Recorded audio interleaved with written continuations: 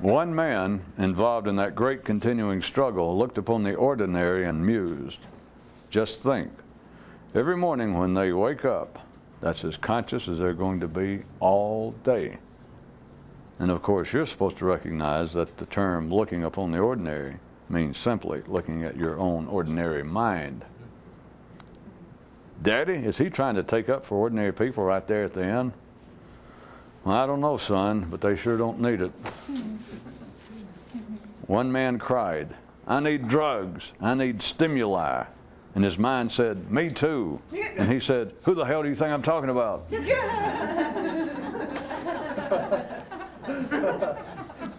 Today's scientific, psychological news. A viewer asked, is it repetitious thinking that keeps a man feeling as though he has a stable, permanent personality?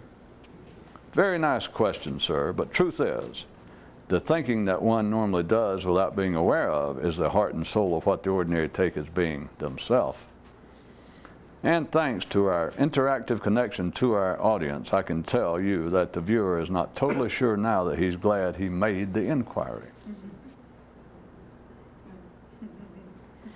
At a recent conference, a paper was presented entitled, Is Insanity Caused by the Particular Things a Man Thinks About or by Thinking Itself?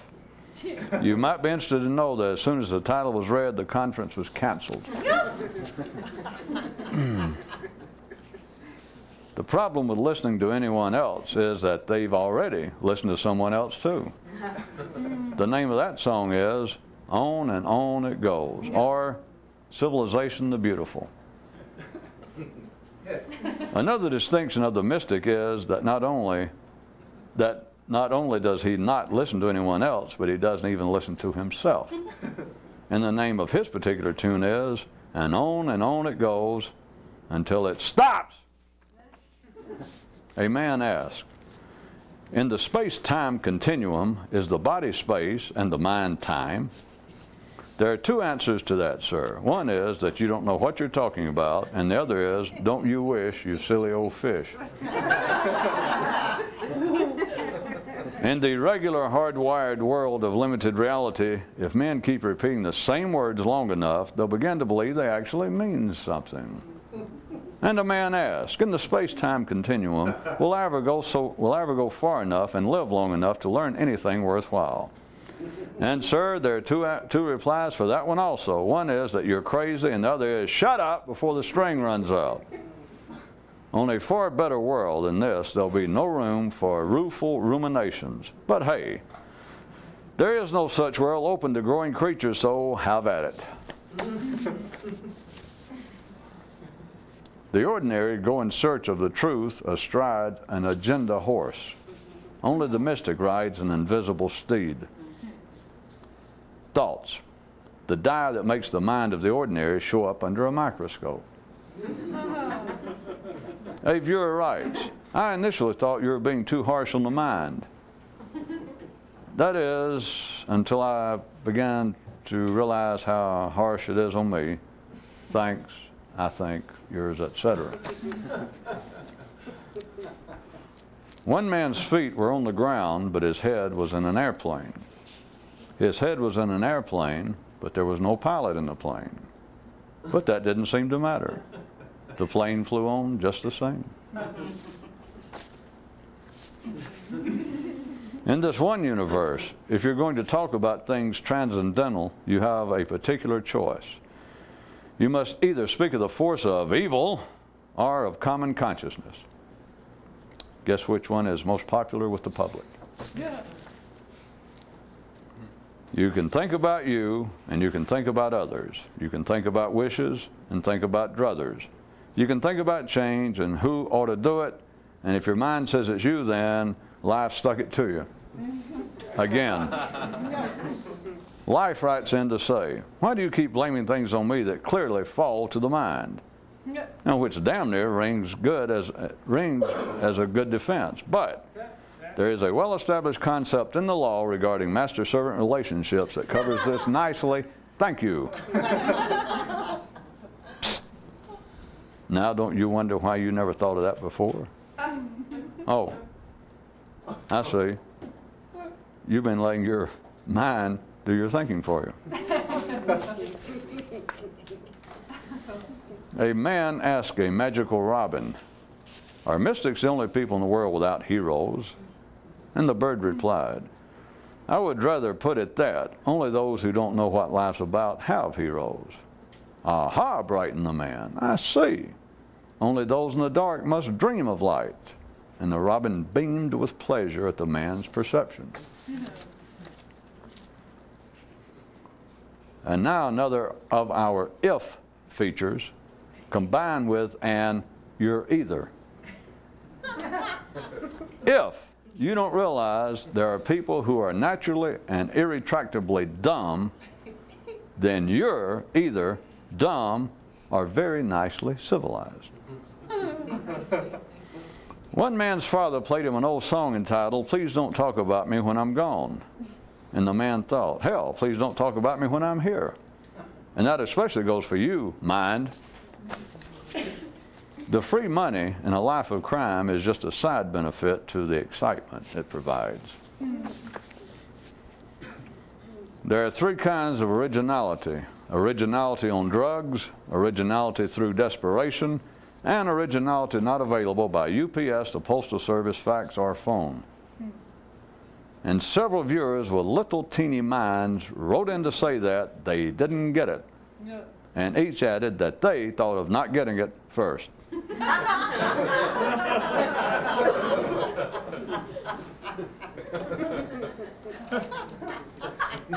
A lad inquired of his dad, "Is what you hear in concert halls and see in galleries true originality?" And the father responded, "True originality is never seen or heard, for it is silent and invisible, and of use to but a few." A man moaned out, "We are shackled to the past." And his mind said, "Hey, not me.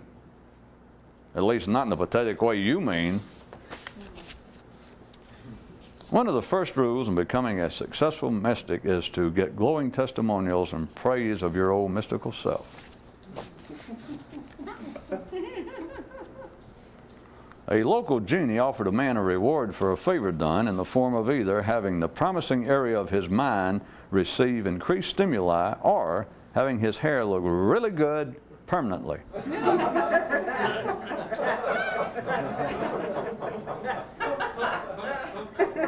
The particular man, apparently being no run-of-the-mill house fool, asked the spirit if this choice represented the two paths men will normally pursue of either playing to the body or playing to the mind. And I must tell you that the genie was more than a little surprised at the human's insight, until after a pregnant pause and the man began rubbing and patting his hair with a dazed, smiling far look, way look in his eyes. "Yeah, but you just wait. You old rotten genies and hateful storytellers, you just wait till someday Captain Irony will fly into here and make everything all right again. You just wait." To be ordinary and routine is to have to perform for the approval of others. Oh, and something related to that previous story. One man says that he once found a genie in a bottle and offered to help him get out, but the genie said he'd just soon stay where he was. Yeah, I wondered too, but the man didn't say what kind of bottle it was.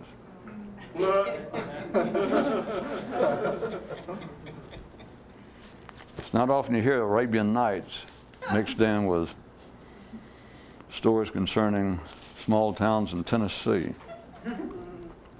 One man's sad poem: "Whine and cry, all I do is whine and cry.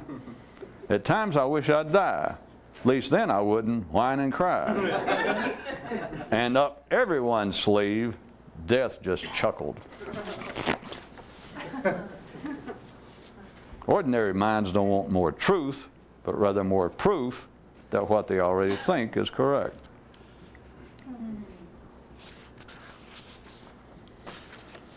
Men on ordinary mental horseback say, travel's not possible if you don't know where you're headed, which is true for them. but not for a consciousness really on the romp. One man's sad story. One man would wake up every morning in bed with the same person. I'm talking about the same person every damn day. Geez, I'm about to cry.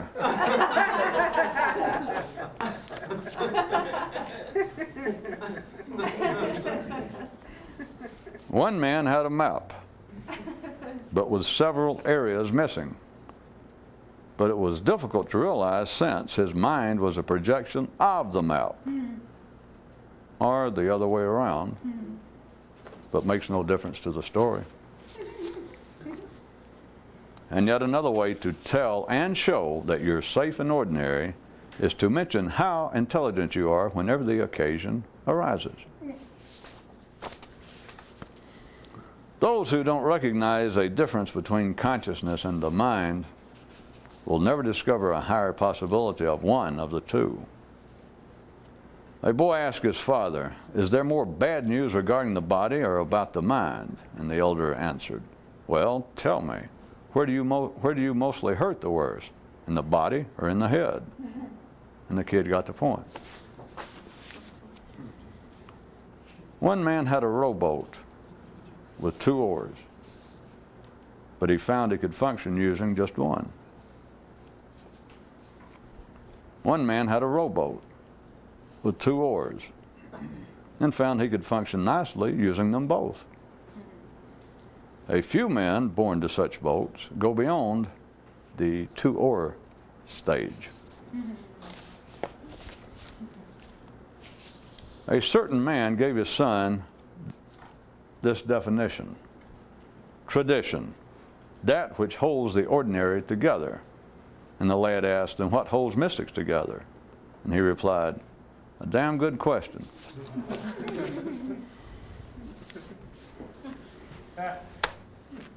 It would seem possibly that the moral to tonight's news would be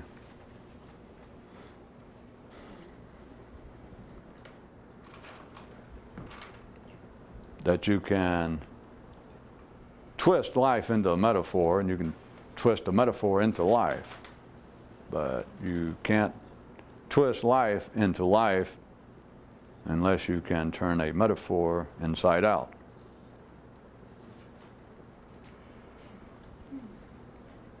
Is there any chance that anyone would prefer a second version? Yes. It wasn't even necessary to respond based upon the lack of response. What if the whole idea, what if, in fact, the whole reality, but as far as you can tell before you taste it, what if the whole idea, the whole concept of being more conscious, of some sort of liberation of the mind or some sort of enlightenment, what if it amounted to something within my little silly moral to tonight's news? What if it was something within that? What if it was the ability, since all thought that is not of the most mundane nature, if it is not of a mathematical nature, if it is not simply conveying most concrete directions, such as go down here and take a left and you'll find a grocery store, or that 2 and 2 is 4. If it gets into the area that seems to be man's intellectual, spiritual, artistic, his whole societal side, you should by now see that everything is in effect a metaphor. And it's not an insult, it is not any sort of taking away from the importance of what men talk about. It is not an attack of any kind. But ordinarily, metaphor is used linguistically and rhetorically for some specific purpose. But once you begin to get some idea of what life's about, then all language is a metaphor, as I said, other than 2 and 2 is 4. And if you took that as a metaphor, then you got no business listening to this anyway. You should be staying at the counter waiting for your pills to be handed out, your nightly drugs. You got no business having the TV on anyway, if you get my drift. You people taking your pills, when you get through, I ask you, do you get my drift? Prozac seems to do something to some people's hearing there. Everything that has to do with man's apparent inner life, that which is unique to man, once you see it in a certain way, it is all a metaphor. And what if the idea of being enlightened, what if it is then being able to see at a different level, let's start off there, or through a different kind of metaphor?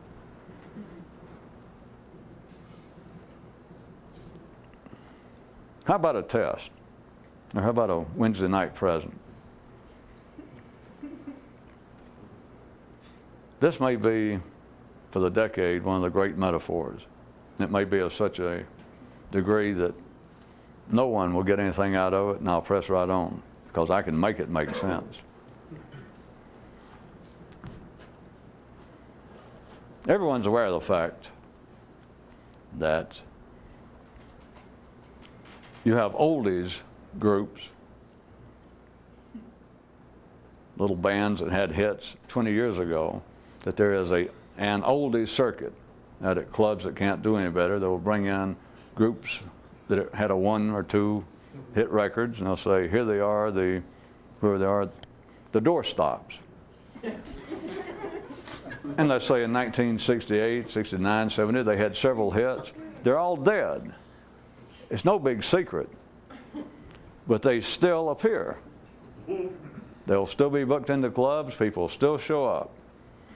The original band, the group, it was a singing group, and part of them, some of them played instruments, for those of you who don't know, but the original Doorsteps, there were 5 of them. There's not a one of them left alive. But they're still booked into clubs. You'll see signs, and people will show up. There are also single artists from the same era. They're having no pertinence to this, but I'm just putting it off 20 or 30 years previously. There were people who had like 1-hit wonders or even 2-hit wonders. And their career went, but they have managed to hold on, or else they came back, since it's now long enough that they can be considered an oldies act. But it's just one guy. The fabulous Julio Hirschfield. And a few people around from the same era, they remember the name, or maybe some people now that might go out to the bar, they remember that their mother or father had a record around the house. Good. And that he was supposed to have been some big star, Jesus, 30 years ago. Might I point out this has nothing to do with music or showbiz. Here we go. There's a string of clubs, little resort area, nothing fancy. And about the best they can afford is periodically book in an oldies act. And rather than get $2 at the door for a DJ, they might run it up to $5. And you've got 5 guys now who are appearing as the fabulous doorstops. None of them are alive. There could be even people show up. It does not have to be a whole new generation that's never heard of them. But see, now it can be both. This is going to be important in a few minutes. It can be people of a new generation who have never heard the original doorstops.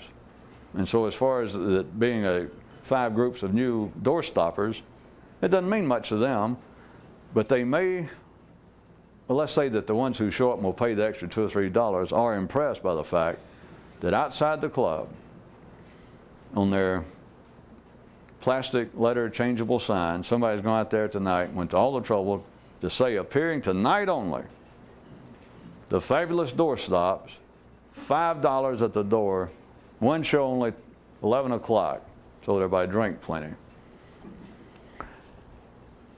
So there could be people going by who had never even heard the name, who frequent that area, who are inclined to go out to clubs, and they operate on the basis that whoever they are, they must be somebody, because the price is up, and they just operate on the basis.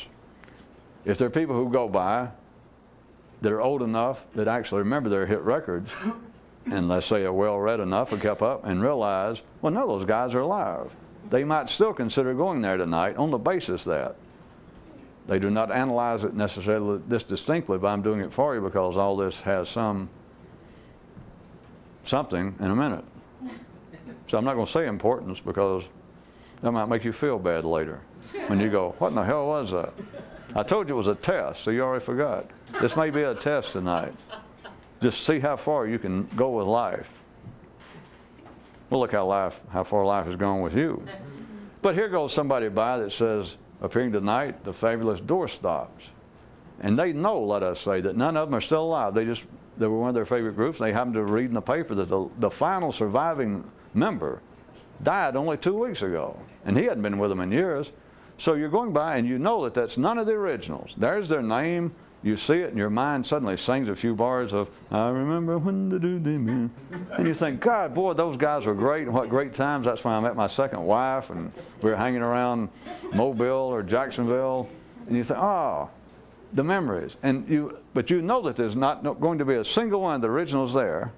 But without any analyzation this specifically, you perhaps run home, tell your wife, let's go see them tonight. They're there, operating on the basis that if someone's still using the name, this club, who's there all the time, has to stay in business, they must know a little bit.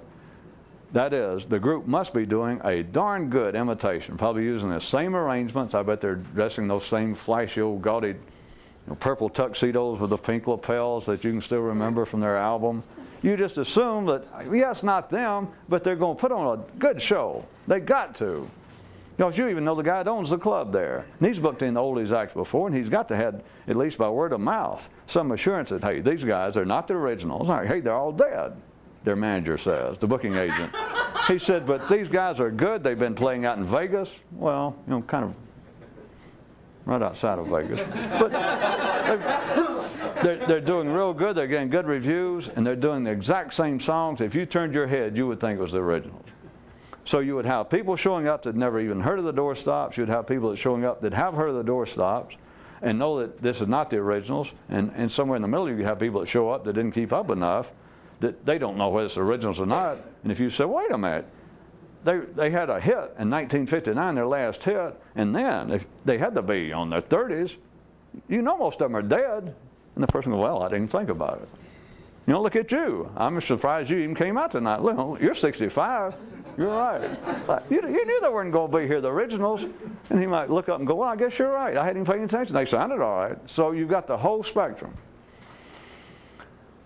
Right down the road, another club that books in oldies acts. They got booked in that same night. Who did I say? The fantastic Julio Hirschfield. A one-act guy, just him. Same thing. That there are people, is he still alive? People that remember him, people that don't remember him, but they just happen to see that sign, the same thing, and they know the club books in oldies acts, and they figure, whoever he is, he must be good. There'll be other people that go by and go, my God, I remember him. He was one of my favorite artists 30 years ago, 40 years ago, but is he still alive? Can he even get up on stage? Are you going to have to bring him out in a walker and him get up on stage? Can he still play keyboards or guitar? Now, have you got the scene? Oldies acts, one of them, it's only a name. There's no such thing. There's none of the fabulous doorstoppers still alive, much less appearing. But Julio Hirschfield is still alive. And he's driving that night. 30 years ago, the man was making $50,000 a night when he was high. Now, he's playing either a pickup band or he's got two guys in the van with him, two teenagers, a drummer and a bass player, and he's paying them $20 a night and all the dope that they can take away from him. And he may be getting $150. In other words, he is not making much more than a plumber would be, working part-time. But it's like show business in your blood, and in a sense, it's a little more fun to people that's been in it, I guess, than getting out working in the sun and driving nails 8 hours a day. For the same amount of money, go there and play 2 hours a night, and you can drink while you're at work, get stoned. It has certain advantages, but it's, you got to remember, at one time, his name up there on the marquee meant he would drive up, just pull up there, pull out his axe, go inside, and he made $50,000 that night. Tonight, he's making $150 for the whole band. But it's a living. Now, here we go. Now, you got the setup. Here comes Julio driving to his gig. Never been there before, and he's driving along in the van. And he passes this other club, looking up, and he sees appearing tonight, the fabulous doorstops. And Julio, I mean, he's from the same era. He knows that none of them still alive. I mean, he knew the guys. He knows they're dead, but he knows that they're still out. Somebody still owns the rights to the name. He knows that they're still appearing. And he's driving along, and he passes that sign, and he thinks to himself. But now remember, back when he was hot, when he was alive, he made $50,000 a night. And let's say that they made $50,000 a night. They had to split. Each one of them only got 10 because there was 5 of them. He got it all. So remember, so he was a lot better shape 40 years ago, 35 years ago. But there he is driving the van along, and he looks, and there, appearing tonight, his competition, just up the road, he realizes from the directions, he knows he's playing just around the bend somewhere. But here he passes, his competition, appearing tonight, the fabulous doorstoppers. And Julio thinks to himself. That's the problem of being a singles zodiac. You actually have to show up.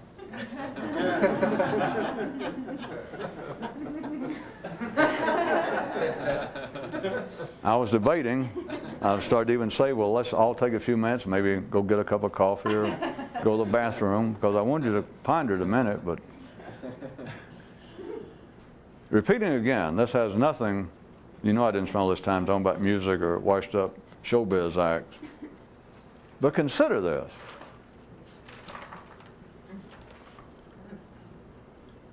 I could make all sorts of psychological, sociological commentaries. I could fill up the rest of the tape with that.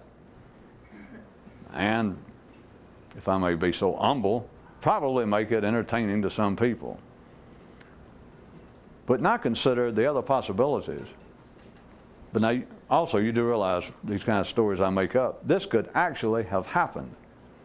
The situation happens.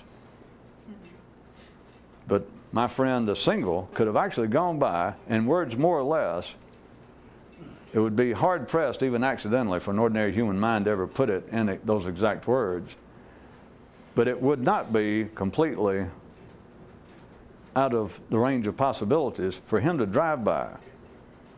Think about all the sorts of things he could be doing, now I've already set up, going on in his mind.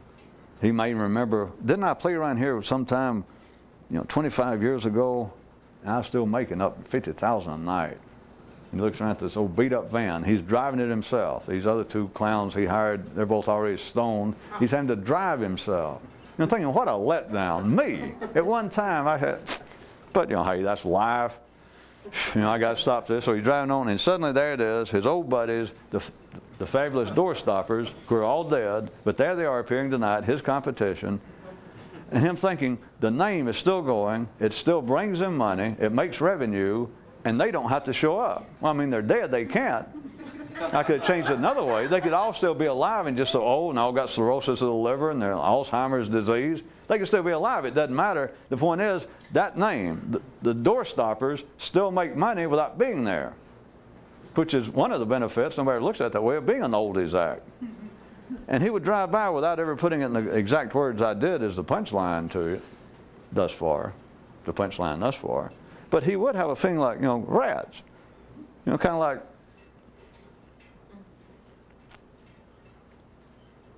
I'll just have to water it down. I'll give you his feeling, his sensation. It's like he even dreads worse just momentarily having to be there, because it's like, how about, they don't even have to be here. But you can't send in a phony Julio Hirschfield. That 30 years ago, 40 years ago, it was a benefit to be a single act. He had it over them. It's not an absolute binary byplay to compare one to the other. But now, I'll put it back in my verbal punchline, to put it literally, he looks and he thinks, well, now that is the drawback. That is the shortfall of being an oldie single act, because you have to show up. Now, would anyone care to try and follow this, at least in 2 nicely distinct areas that almost belie any form of reason, sanity, linear thinking, but One would be that this represents all human institutions, religion being a great one, and it also that in comparison to an individual person attempting to understand life. On a smaller view would be a man's personality, that which he seems to be, the ordinary workings of his mind, and him at times having feelings like, this is not me, or something's weird. In other words, sort of a would-be mystic. I scratch somewhere and I can't see where to itch it, where to scratch it. I itch and can't find a place to scratch it. Let's take the wider one first. Once something becomes part of public property, that is, becomes part of collective consciousness, and religion being the obvious culprit or example in our kind of discussion, the area in which I have been muddling about, is the reality to whatever there was to a religion to begin with. Take any religion you want to, and instead of calling it Christianity or Islam or Judaism or Buddhism, call it the fabulous door stoppers. It will still draw people, still make money.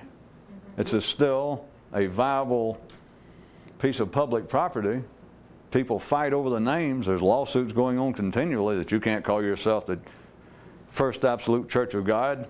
We already got that name here in Kentucky. You're going to have to change it to something else. People fight over it. The Catholic Church, all religions will fight over the name because the name is still worth something. But notice this, once it becomes an institution, once it becomes part of collective consciousness, no one has to show up.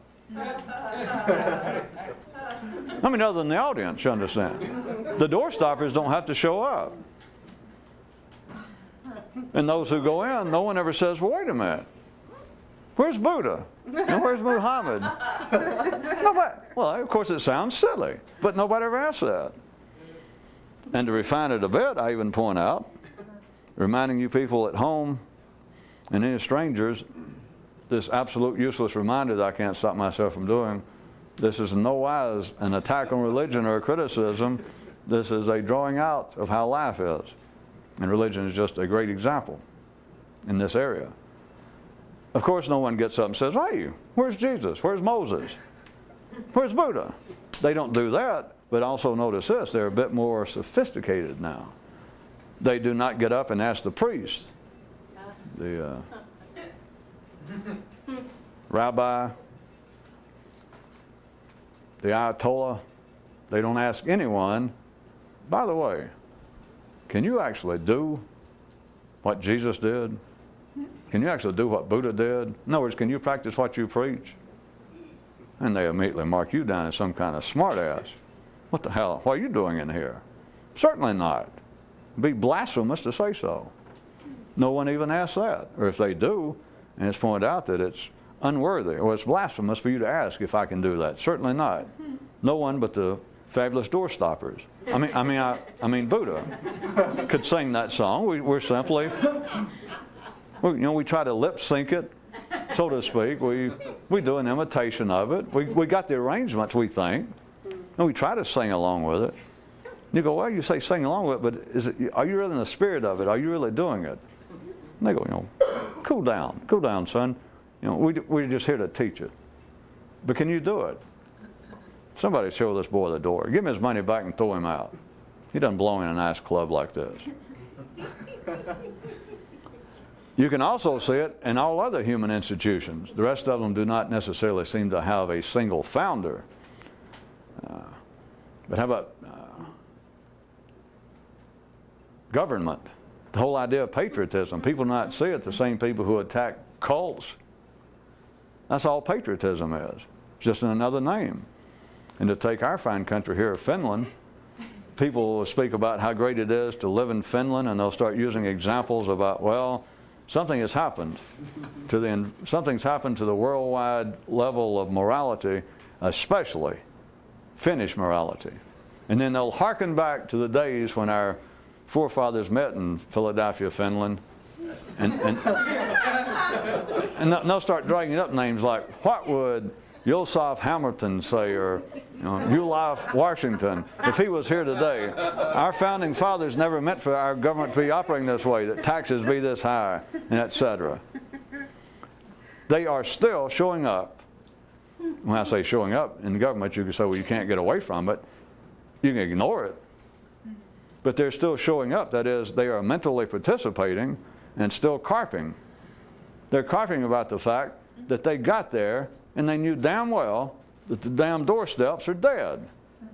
The people know the founding fathers. Finland now, hell, we're celebrating our close to 250th anniversary as a country.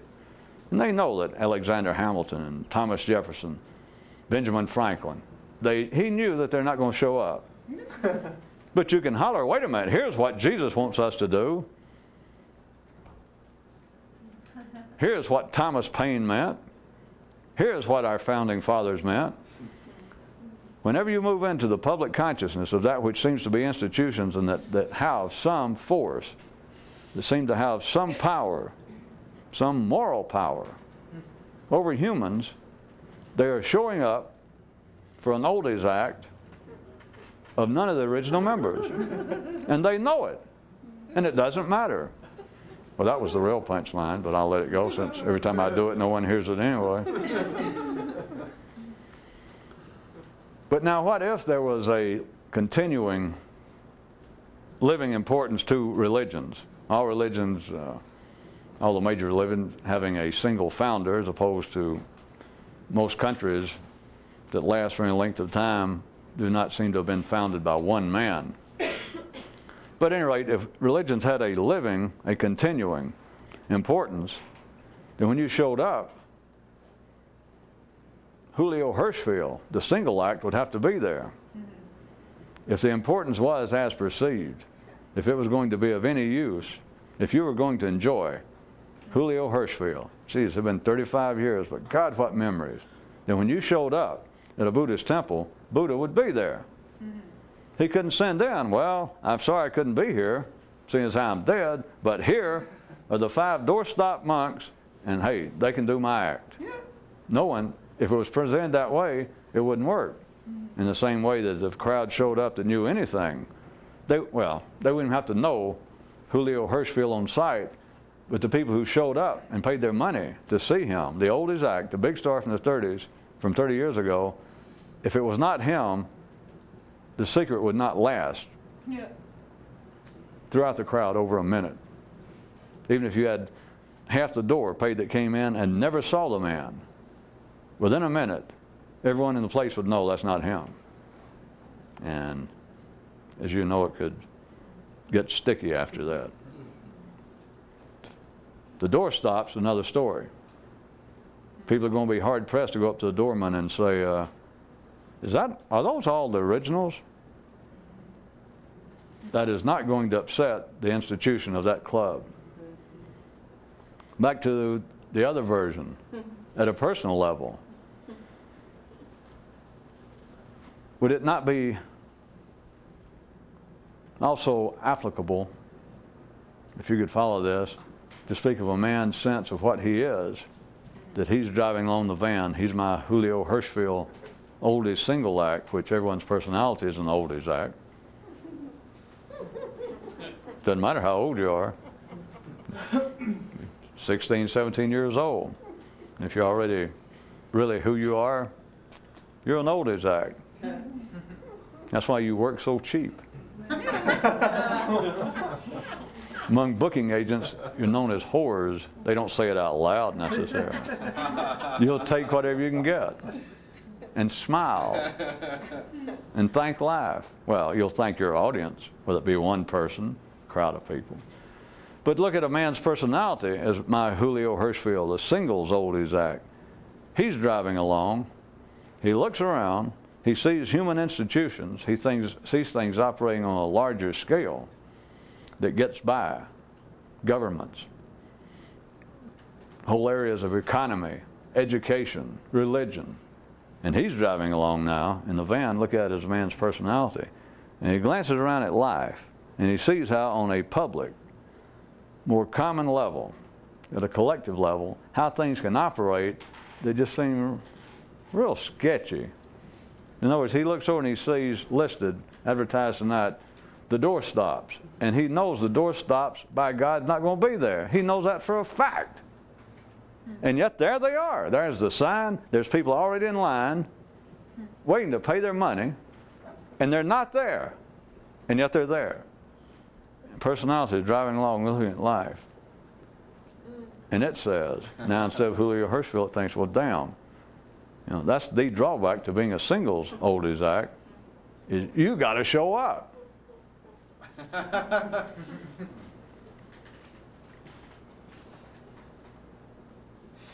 All right.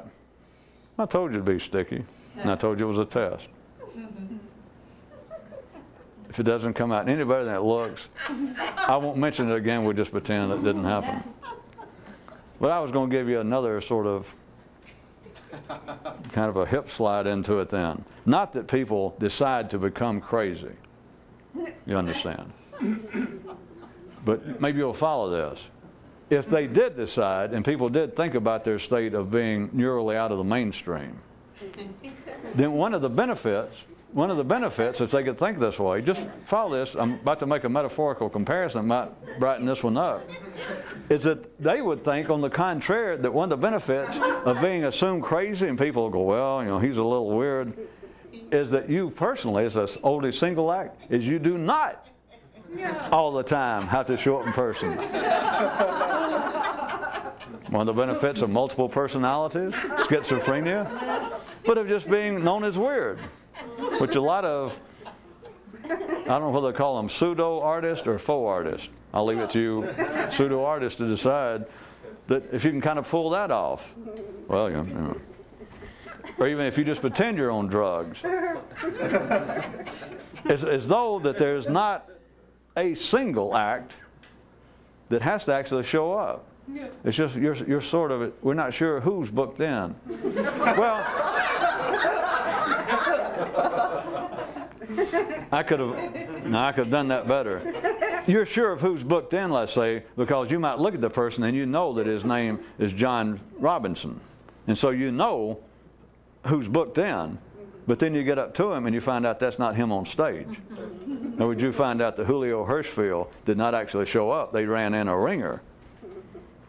But if you're known as being a little unstable, a little floaty, a little, then you can get by. You can almost do the opposite of my picture of Julio Hirschfield driving by and seeing the sign of these other oldies acts that are not showing up, but actually operate as though they are. And he goes, damn, that's one of the drawbacks to being this, of being a single. How about this? How about let's take my picture of Julio and that being a man's mental personality, and him making that comment about being an oldie single act, and the real shitty part about is you got to show up personally. Whereas if I was part of them, I wouldn't have to show up. I wouldn't even have to be alive. But hell, it's me. I got to show up. What if we take this whole scene and picture it, I guess, on some sort of video film or something, and just kind of shift it over just a little bit. And there he is driving the same scene. And he looks over and he thinks, well, he knows. Doorsteps appearing, they're not appearing, and yet there they are, people in line paying. They'll be appearing somewhere tomorrow night, they'll be appearing somewhere next year, and they're not even here. And yet there they are, and they're making money, probably make as much as I am. All right, shift it over just a bit. Rather than him going, well, that's the drawback to being a singles oldies act, you have to show up. Rather than just that, he does that, and then we shift it over a little bit. And as soon as he thinks that, he also then thinks, ooh, wait a minute. That's supposed to infer he's getting an idea.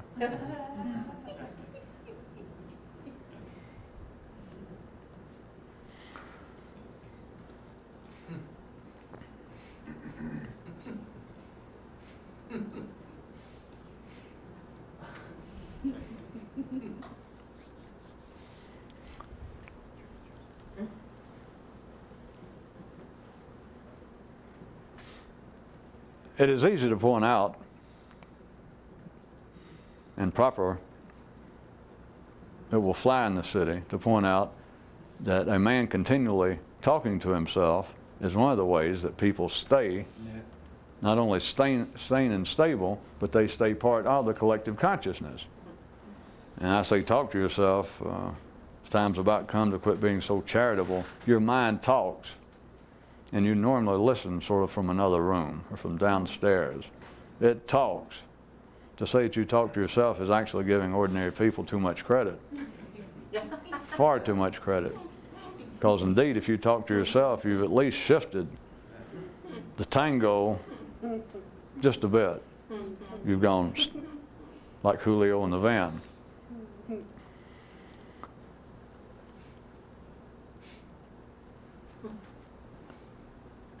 If it is fair to say that people stay sane, that that's one of the ways that ordinary men know that that's them, and contrary at times when your mind does not operate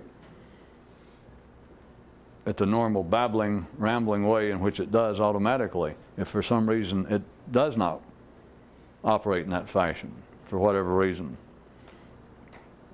an ordinary man will be put into extreme fright.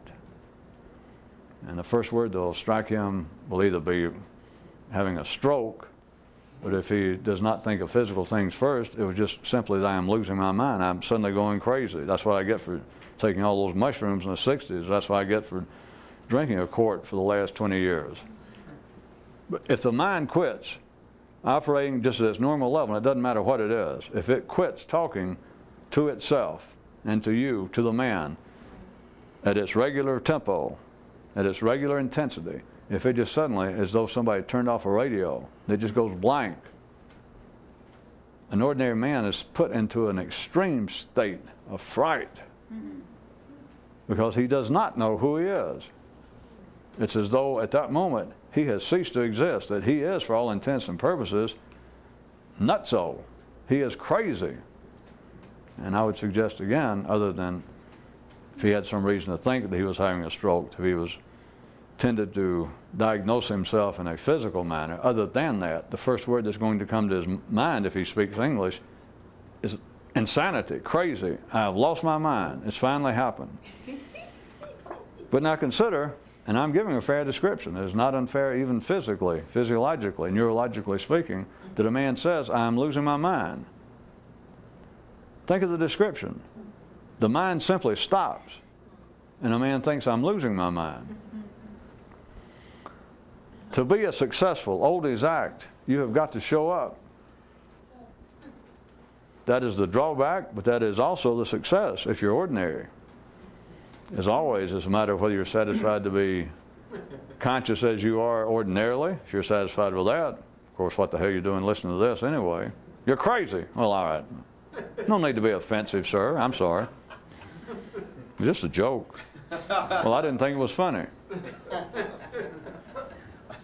In the crowd, there'll always be somebody, once you say, well, you're all crazy, and several people puff up, and you go, well, it was just a joke. And one of them doesn't want to get unpuffed and says something like, well, that's not funny. Do I have to add anything to that? Well, I won't. Well, I'm sorry then, sir. But see, he's still pouting.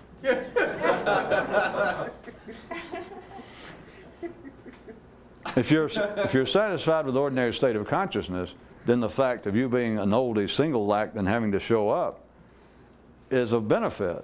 It is nothing for a person to complain about. As I said, on the contrary, if it apparently you're there in your club, you're Jim Robinson, and you suddenly look around, it's like, where's Jim? Your mind is stopped. It is a benefit to be an oldies act and to be a single, to be who you are, because you have to show up. Every morning you wake up and sure as hell you're in the bed with the same person. The same damn person. Every morning. The last time that made me cry almost when I read that, but I assume you get the point. But with an ordinary person, it's not that way. Again, contrary, if an ordinary person woke up in the morning and like their mind was blank, that's even too much to think about.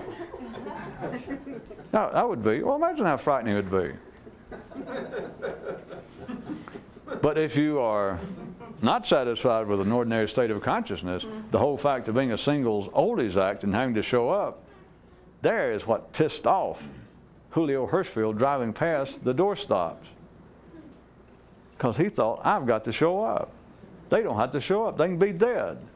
He looks around, he passes a church then. And it says, what God wants you to do, tonight's message, the International Church of God. And you think, geez, you know, talk about a cheap shot. He doesn't have to show up. He gets bigger crowds, probably bigger than I do, at least as big as I do, and he doesn't have to show up. They don't have to show up. I've got to show up. It's just me. That is what keeps an ordinary man going for 60 or 70 years. With a would-be mystic, for 60 or 70 years, that's what almost drives him apeshit. That's what drives him crazy until he understands what it is. And you can run off in all sorts of directions, people attempting to, whatever ritual or discipline that they stumble upon, to meditate, to dance, to sit, to stand, to eat, to not eat, to pray, to not pray, to do something. Because by doing something, apparently, if you recall, horsemen, people on ordinary mental horseback, once they get outside the castle of the great sick Fisher King, looking for a remedy for an ill, which they don't understand, you don't know where. All I know is it itches. They ride outside the castle. They get on the highway headed toward the old, well, they get out of the castle. Get across the drawbridge, and it was like the Newsime tonight pointed out that those on ordinary mental horseback, their belief is that if you do not have some idea where you're going, if you don't have a goal in mind, you can't get anywhere. And that's obvious enough. I can put it in those kind of mythical terms. But hell, you can find that in a box of Cracker Jacks or a fortune cookie. Ship that knows not for what port it makes will make no port. If you don't know where you're going, by God, you'll never get there. If you don't have a business plan in mind, your business will never move in the right direction. And at the ordinary level, what can you say? You go, well, that's true, that's true. But that's only if you're an oldie, single act, and have to show up in person. That you have to play an ordinary part in the collective consciousness of humanity. That is, that anything your mind thinks, all it's doing is listening to what somebody else has told it. And the problem with that, as one of the Newsimes tonight attempted to point out, the problem with listening to anybody else ordinarily is that they listen to somebody else. And the man over here said, well, I don't want to think about that. But you don't have to. Of course, he could have pushed a little bit and tried to pass for being intelligent and go, well, wait a minute. That's the way the wisdom of humanity increases. It's passed along from generation to generation, from person to person, and each person adds to it and increases our storehouse of knowledge and wisdom. That's one way to look at it, but have you ever seen a dung beetle work? They roll it and it gets bigger and bigger. He didn't like that one either.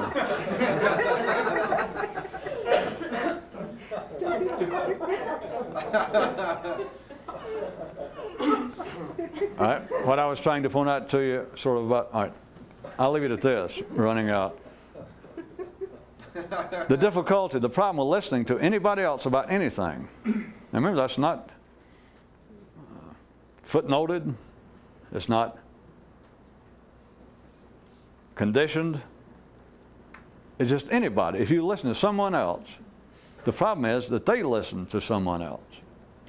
And insofar as trying to understand what's going on in life, then you're back to the situation of, you're the oldest single act driving by, and there's these others that do not have to show up. If you're part of the collective consciousness, if your mind is thinking only what other people think, pro or con, up or down, sideways, yes or no, this way or that way, if it's involved with the same